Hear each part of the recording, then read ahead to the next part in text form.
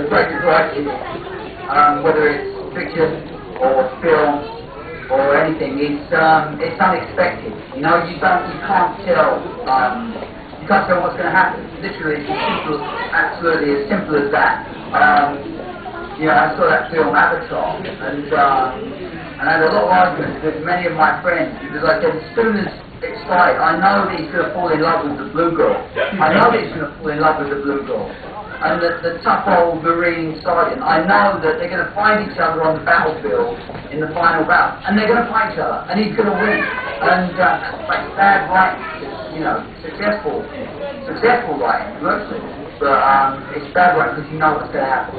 And the line about airy stories, I mean, that's a good example of how, you know, you use your own life, because I mean, I've got an 8-year-old daughter, and when she was about 6, she went off with all the stories that were being read to her, you know, Cinderella and Sleeping Beauty and The Little Mermaid, and she said that they all end the same.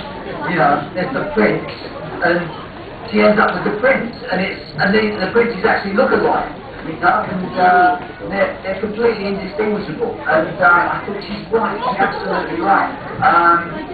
And I suppose in a way I'm a bit like that, you know, that I do believe in happy endings. I do believe in happy endings. If I live with a book for a year, I don't want to feel depressed at the end of it, you know. I want to feel, you know, I want to leave the theatre whistling a happy tune, you know. And I feel that they're grown-up endings. And I feel that they're not, you know, that they're hard-earned.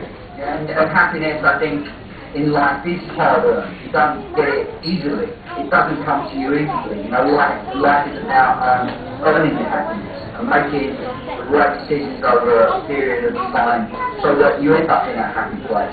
And yeah, so I know that sometimes in life it doesn't happen. You know, you think that you're going to resolve problems with your father, and you run out of time. You think you're never going to run out of time. You think there'll be endless chances to get it right, or with your children, and sometimes it doesn't happen. But you know, I think that we cling to the belief that it will. You know, that just as human beings, I think we're optimistic, hopeful creatures.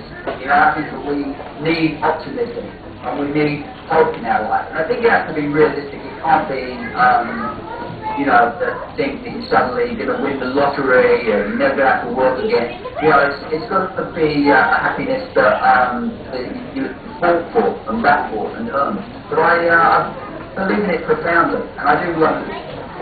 My books have got happy endings. You know, they have got happy endings, but I think that they're. I'd like to think that they're not what you would have predicted. You know, because as I say, to me, the characteristic, the defining characteristic of bad writing is you know what's going to happen. You know in Avatar, it's gonna, you know, that blue girl, you know, she's being a bit cruel to him now, but they're going to end up, you know, they're going to get it together in the end. It's not.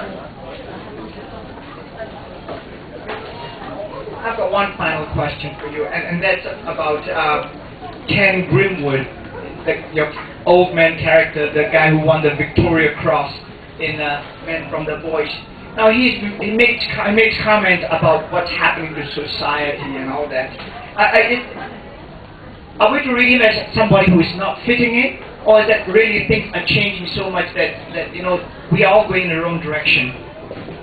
Well, maybe not everybody has read Men from the Voice. This is a new one, Men from the Voice.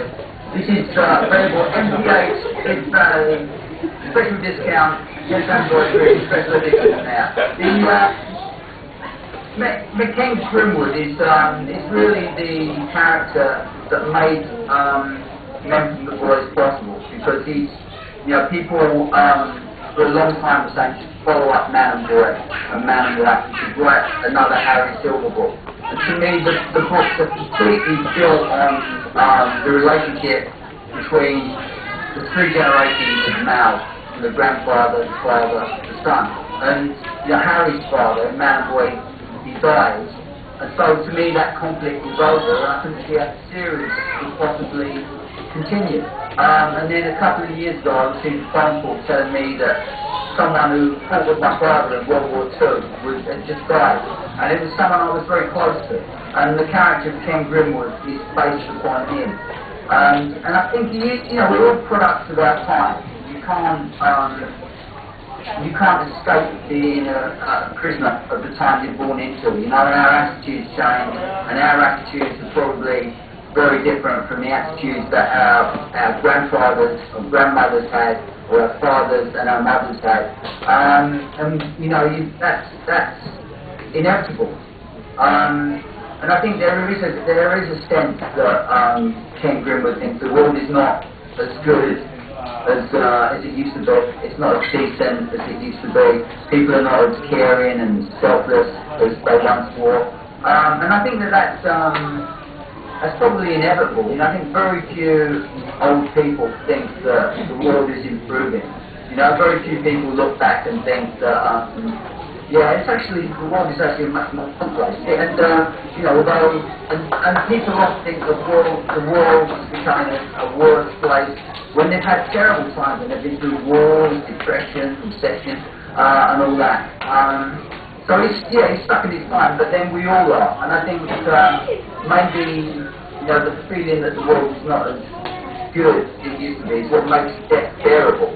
If death would be unbearable, the thought of death would be unbearable. You think, wow, the world is just starting to get good, and now I've got to die of old age. That's very disappointing. Thank you very much. There's another question from the audience. Hi, Tony. Hi, how are you? I'm okay. One question. Are you working on something new? Is there a new book coming out very soon? I'm starting a new book on Monday. It's going to be, it's called Catching the Sun. And it's a story about a man who thinks that England is finished, that the UK is in decline, and so it's decline. And he dreams of taking his family to some paradise, some Eden. It's that search for Eden, really. That search for something that's been lost.